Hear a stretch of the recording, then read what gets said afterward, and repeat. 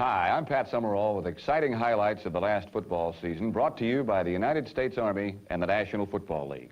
We're going to give you a close-up look at some of the teams and some of the plays and some of the players that kept millions of fans glued to their TV sets. You're going to see what makes football the great game it is. Superb individual effort, teamwork, spontaneous action, plus the ability to spot the breaks and take advantage of them. So make yourself comfortable and let's go to the game.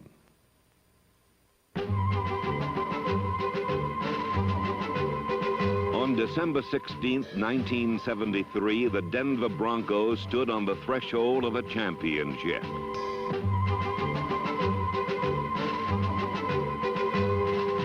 In a valiant struggle against the defending champion Oakland Raiders, the Denver Broncos came within one touchdown of winning the Western Division Championship of the American Football Conference. It was a bitter ending for the Broncos, but even so, it could not tarnish the luster of a brilliant season. The first winning season ever in the history of the Denver Broncos.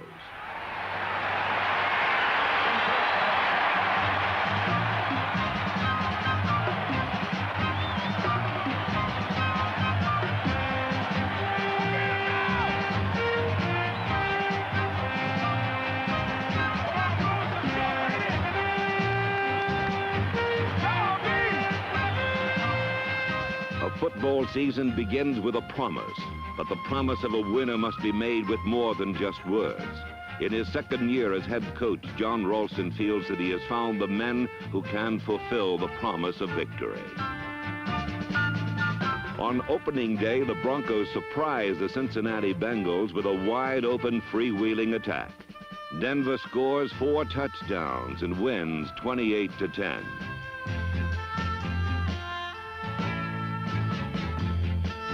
It is an exciting beginning for the Broncos, but like so many previous seasons, Denver's blooming hopes are soon withered by failure and defeat. In their second game, the Broncos lose to the San Francisco 49ers 36-34. They are mauled by the Chicago Bears 33-14. Denver falls to last place when they are beaten by the Kansas City Chiefs 16-14. The great expectations of 1973 are submerged in the backwash of 3 consecutive losses.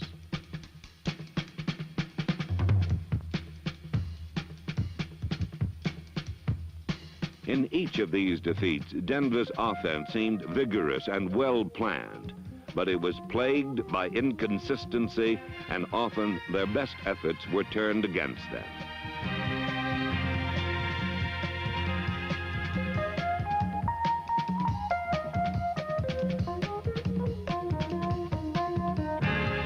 The defense was eager and talented, but it was also easily fooled and often exploited. But in spite of this discouraging beginning, there was something about this Bronco team that made it different from the Bronco teams of the past. It wasn't obvious, but it was there. It was sporadic and unpredictable, like flashes of angry light before a thunderstorm.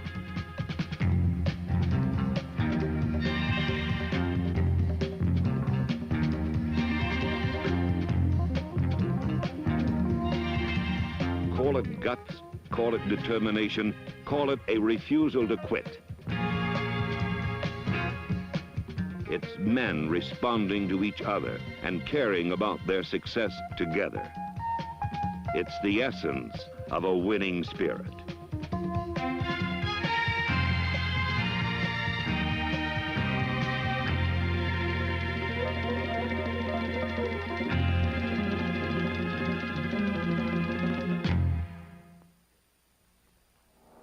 This is a classroom.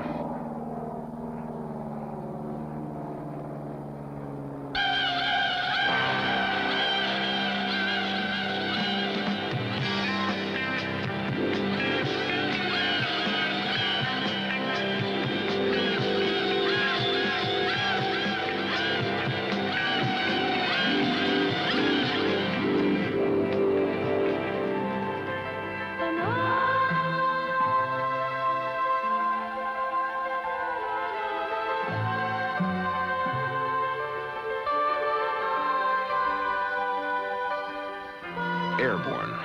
If you're ready for the challenge, today's Army is ready for you.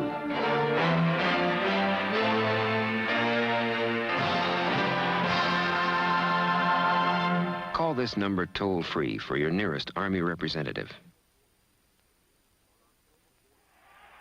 On October 14th in the Astrodome, the Broncos end their losing streak with an overwhelming victory over the Houston Oilers, 48-20.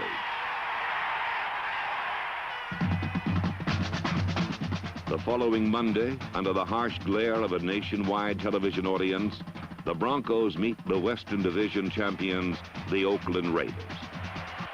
All right, now this is when you find out what kind of football team we have. Find out how badly we want to play the game. Okay! Early in the game, Denver capitalizes on a Raider mistake. Bill Thompson scoops up a fumble and speeds 80 yards to the goal line.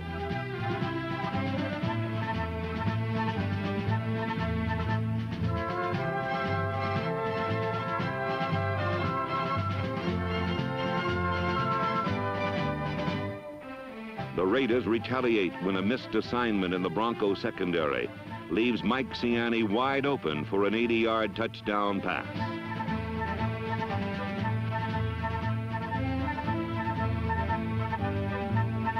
The determined Broncos refuse to surrender the initiative, and with 41 seconds left in the game, the score is tied 20-20. But then George Blanda kicks a 49-yard field goal to give Oakland a 23-20 lead.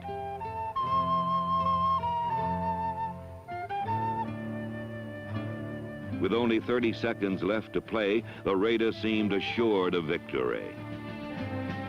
But positive thinkers have no time for thoughts of defeat. In 23 seconds, the Broncos run off 3 solid games and move into field goal range at the Oakland 28.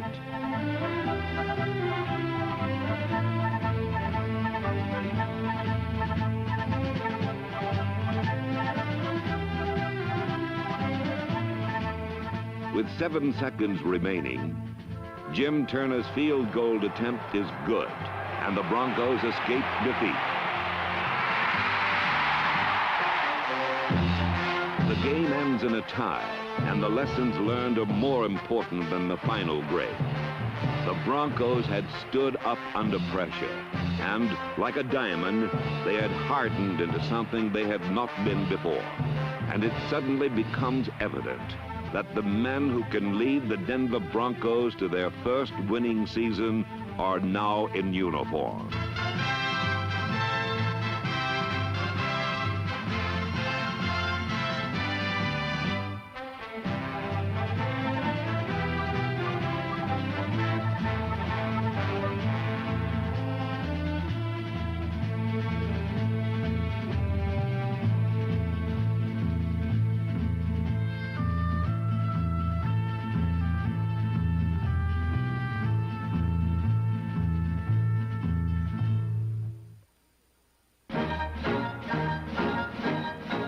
Supercharged with confidence and spirit, the Broncos destroy the New York Jets 40-28. The following week, the Broncos again demonstrate the poise to stand up under pressure as Jim Turner kicks a last-second field goal to gain a tie with the St. Louis Cardinals. The San Diego Chargers are no match for the stampeding Broncos, who pour through the leaky Charger defenses for 30 points and another victory. As the season progresses into November, it becomes apparent that the Broncos are legitimate contenders for the Western title. This is just about the same Denver team as the one that seemed only a shade better than mediocre in 1972. There have been few changes in personnel, but in execution and confidence, it is an entirely different team. The offense, the squad's strong point in 1972, was even more prolific in 1973. The major factor for this continued progress was quarterback Charlie Johnson. Johnson has a PhD in chemical engineering, but he'll admit that it's just as difficult to earn a postgraduate degree as a quarterback as it is to earn one as a chemist.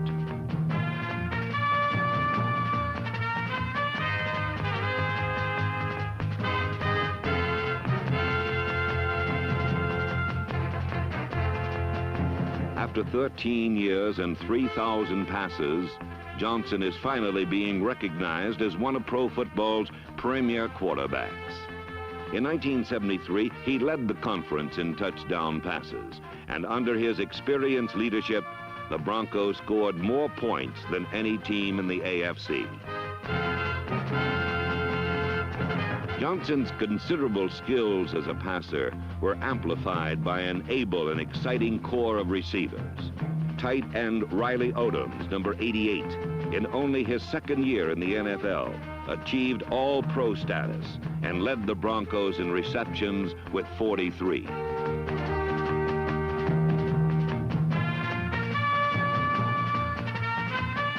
Haven Moses, number 25, is not as hard to bring down as Odoms, but he's twice as hard to catch. Moses was the Broncos' clutch receiver, and his ability to make the big play earned him a spot on the Pro Bowl team.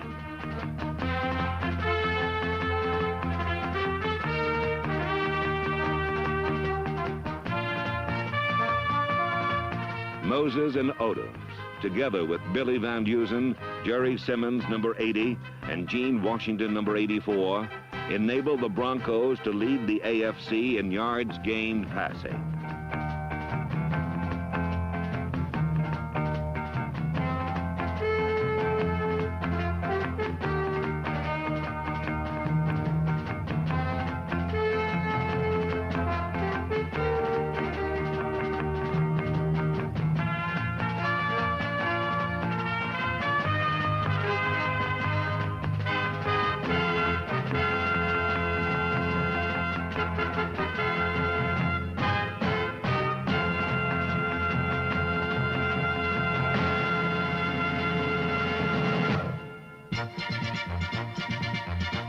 Still, another facet of the Bronco offense was the versatility of the setbacks. Floyd Little, number 44, gained a total of 1,400 yards rushing and receiving. He led the team in touchdowns and enjoyed his finest season ever as a pass receiver.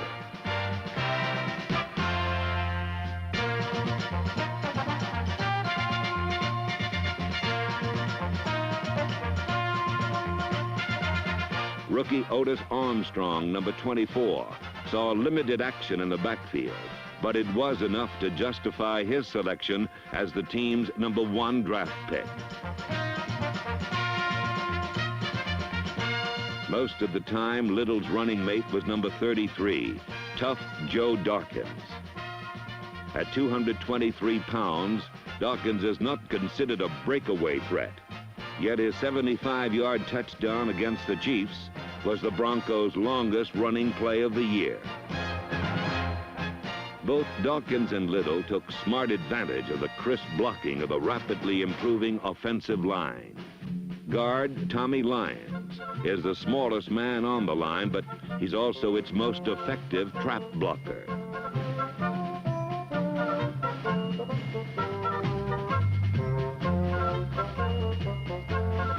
Center Bobby Maples and guard Mike Schnittker frequently combined their talents to pry open holes in the enemy's middle.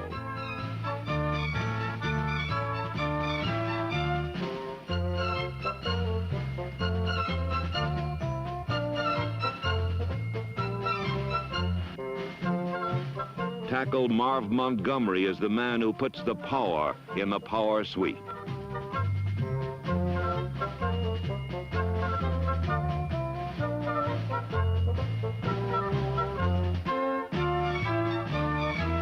When Montgomery was injured, guard Laren Jackson moved over to Montgomery's tackle slot and ably filled in as lead man on the sweep.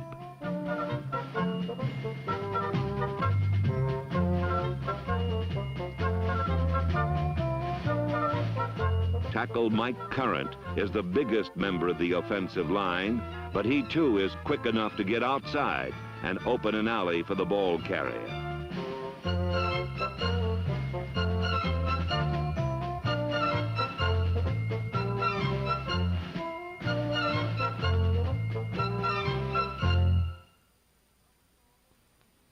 Summer's almost given way to souvenirs and yesterdays now. It's a change in time, but at every end there's always a beginning to be found. Now it's a change in time. When you realize your summer job won't last a lifetime, call your Army representative. Today's Army will teach you a skill, not just a job. The true worth of the Broncos' offense was revealed in the 10th game of the season. In the hostile confines of the Steel City, the Broncos' winning wave smashes into the rocks of the Pittsburgh Steelers defense. The Steelers are heavily favored, but they're not prepared for the raw power of the Bronco running attack, and Denver controls the ball and the game, running 72 plays to Pittsburgh's 40.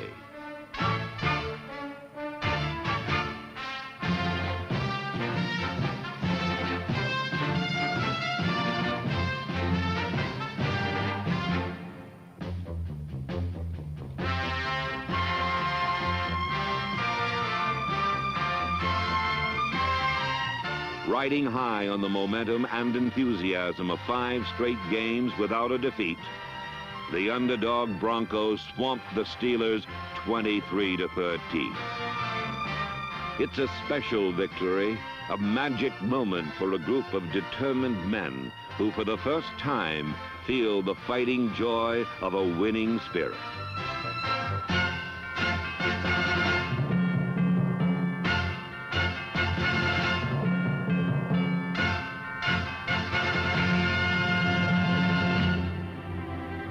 The following week, the Broncos focus their attentions on the only team which stands between them and undisputed first place in the Western Division.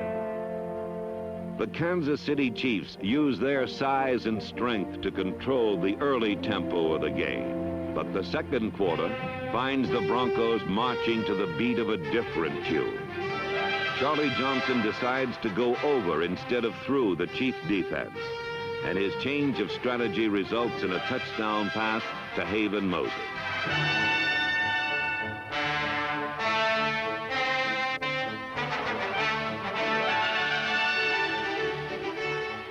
Seconds later, the Johnson to Moses lightning strikes again.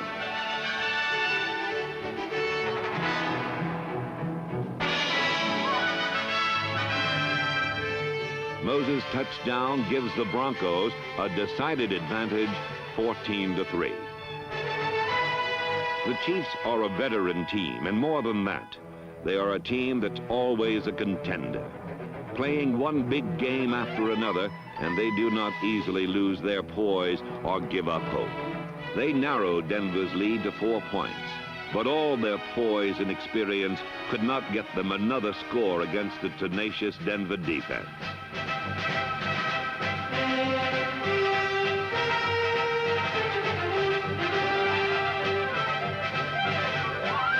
In the dying seconds, Charlie Greer shuts off the Chiefs' last hope with a diving interception.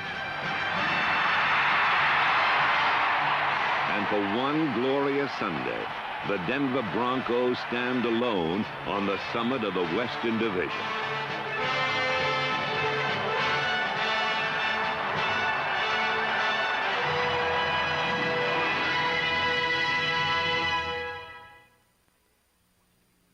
I want you to be the first to know. I joined the Army, so I guess it means goodbye.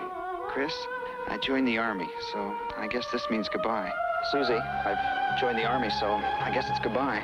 Linda, I joined the Army, so I guess it means goodbye. Ellen, I'm leaving for the Army next week. When did you join? Last July. With the Army's delayed entry program, you can enlist now and take up to 6 months to say goodbye. Call toll-free for more information. One big reason for Denver's dramatic rise to the top of the division was the aggressive play of their restructured defense. Number 36, Bill Thompson, was shifted from cornerback to safety to take advantage of his range and tackling ability.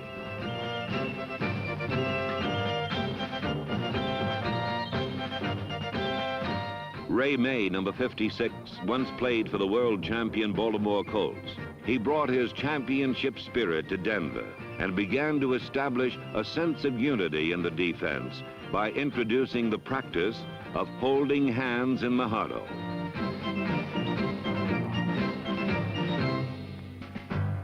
Paul Smith, number 70, and Lyle Alzado, number 77, have worked together for 3 years, and many a ball carrier has felt the cruel power of their embrace.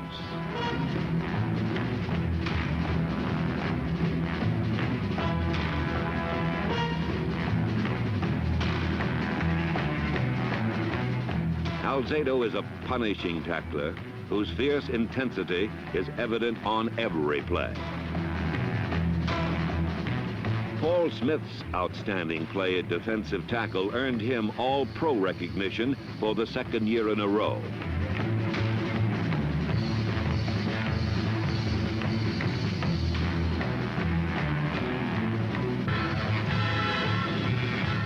Smith is a quiet, controlled man, and when he gets excited, it inspires the whole team. And emotion is a vital resource of the young Denver defense, which uses power and pursuit to offset inexperience.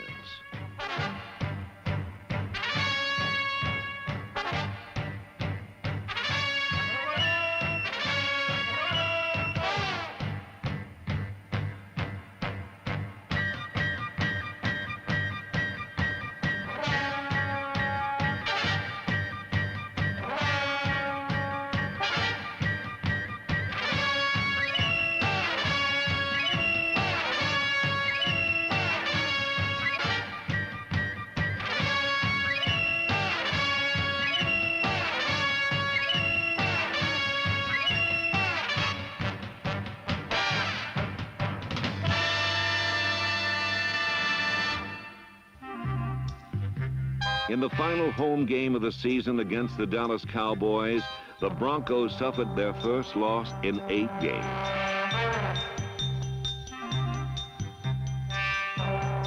But far from weakening their spirit, the defeat roused it to a more intense flame, and the Broncos arrived in San Diego with their hearts on fire.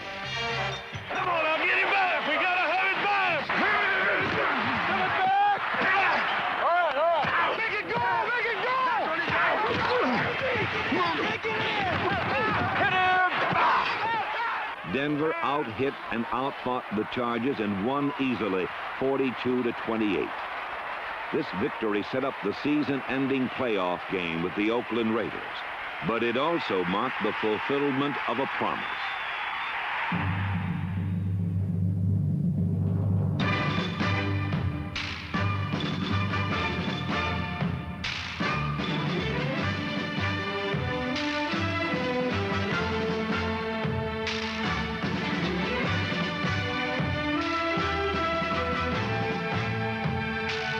For the first time ever, the Denver Broncos are a winning team.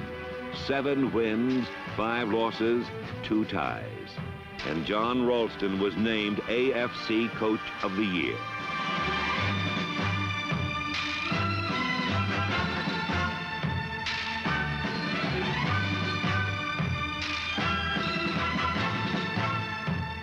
There's something about winning that changes a team.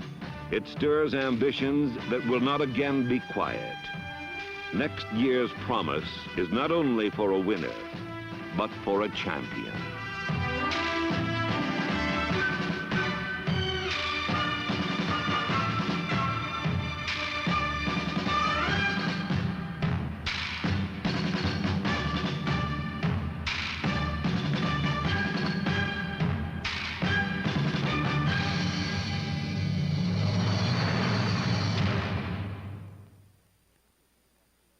When you see a game on TV or at the stadium, you see professional athletes being professionals. But you don't see the sweat and the bruises in training, the self-discipline and the motivation that goes into the making of a team that can press on right to the end. You have to get it all together in any worthwhile effort. sports, business, or the United States Army. This is Pat Summerall saying so long for the United States Army and the National Football League, and thanks for the opportunity of bringing you this program.